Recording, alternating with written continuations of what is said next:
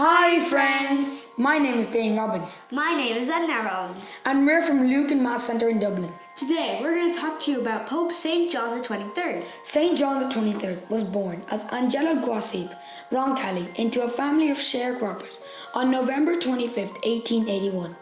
The third of the 13 children, he benefited from the tutelage of the priest of Carvico, entering the seminary at Bergamo at the age of 12. With the help of scholarship, Angelo was able to continue his studies at the Apollinaris in Rome.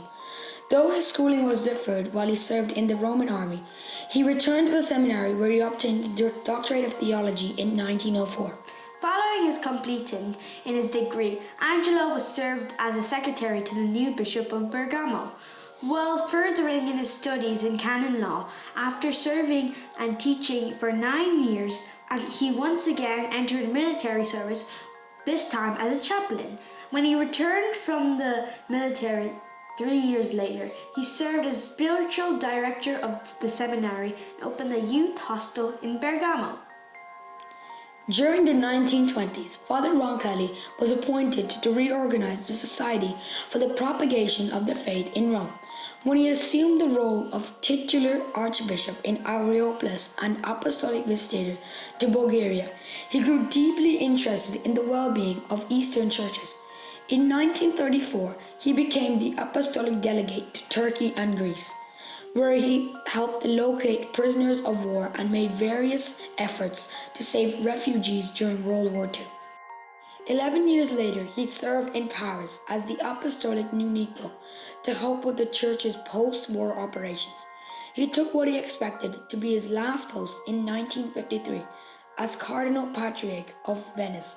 However, God had bigger plans for him, and in 1958, he returned to Rome as a member of the conclave that would elect him as Pope. From the beginning of his papacy, Pope John XXIII emphasized the Christian unity and world peace. His approach to the papacy focused on spiritual care over diplomacy, which led many to call him the Good Pope. One of his first initiatives was to enlarge the membership of the College of Cardinals, increasing it from 70 to 87, and diversifying its representation by including to the first members of Japan, Africa, and Philippines. However, his most momentous act during the papacy was calling the Second Vatican Council, known as Vatican II, on October 11, 1962, with the purpose of updating the Church. The Council enacted many changes, including a reform of the liturgy, renowned theology of the Church, and involvement of laity, and many other initiatives as to sought to guide the Church into the 20th century. The results of the Council fully encapsulated Pope John XXIII's goal of unifying and caring for the faithful of the Church in the midst of a changing world. He died shortly after, on June 3, 1963, and was canonized by Pope Francis on April 27, 2014. The stole which Pope John XXIII wore to open the Second Vatican Council was later gifted to the Basilica and is now a permanent part of the papal display in the Memorial Hall.